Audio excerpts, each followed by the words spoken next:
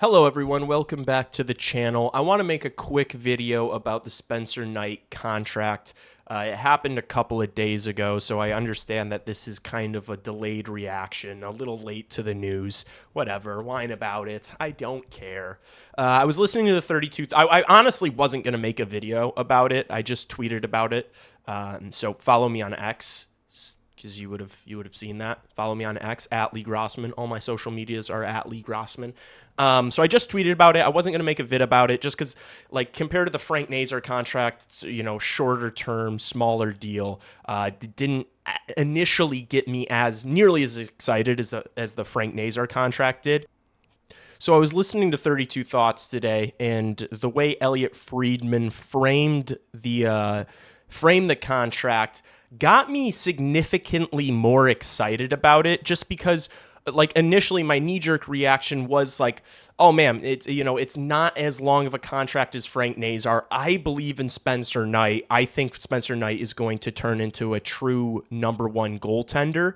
Some people might feel other ways about him. If you feel other ways, you can let me know in the comments. But I personally believe in Spencer Knight. I'm pretty high on him. And so initially when I saw that it was just a 3-year deal, I was like, oh man, like wish it was a bit longer term, especially with the cap rising. Whatever you were going to get him at now would probably be a steal in a few years. But the way Elliot Friedman framed it was that you look at the goaltending landscape right now, the guys that got signed recently, like Wolf, like Ottinger, like Swayman. Although Spencer Knight has not proven as much as any of those guys at the NHL level yet, I still think that he's going to be a really good goaltender. And I guess I was expecting for him to sign that kind of deal, especially given what the Blackhawks just did with Frank Nazar. But when I actually think critically about the contract, and this is kind of what Elliot Friedman talked about, was that, like, this is the player betting on himself. This is Spencer Knight completely betting on himself. It's 3 years, $5.8 million. He probably could have gotten longer term from the Chicago Blackhawks. Now in hindsight with the Frank Nazar contract. So him taking the 3-year deal is really him being like, no, the cap's going to rise in a few years.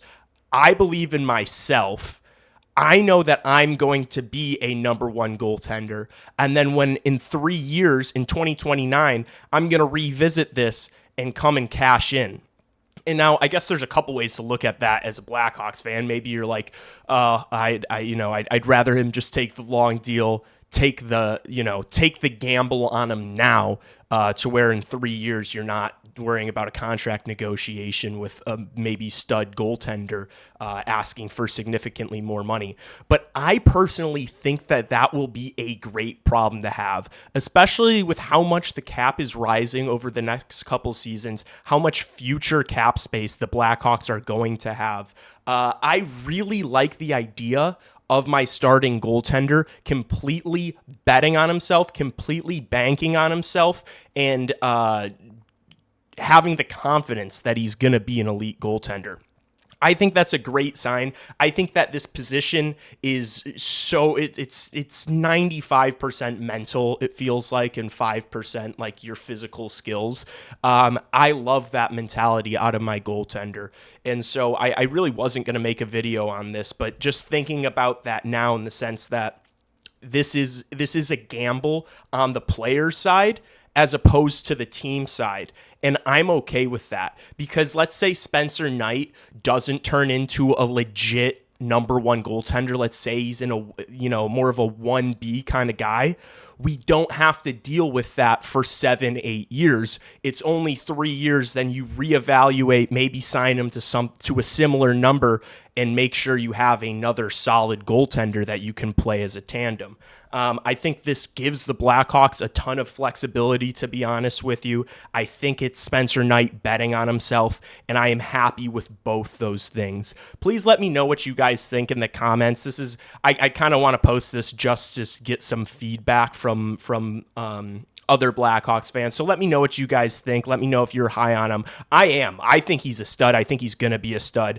I know that he was he hasn't been a letdown. He hasn't been, it's not like he's a bust or anything. I think people are just so high on him when he first got drafted that started to simmer down a little bit. But I mean, you watching all those games after he came over partway through the year in the Seth Jones trade, I thought he looked phenomenal most nights. And so, I'm really bullish on him, and I'm excited to see him continue to progress, continue to develop with this young Blackhawks team. Thanks so much for watching. I want to keep this quick. Please subscribe, like, send this video to your aunt or uncle if they like Blackhawks hockey. If not, do not send it to your aunt or uncle. Thanks so much. I'll see you in the next one. Peace.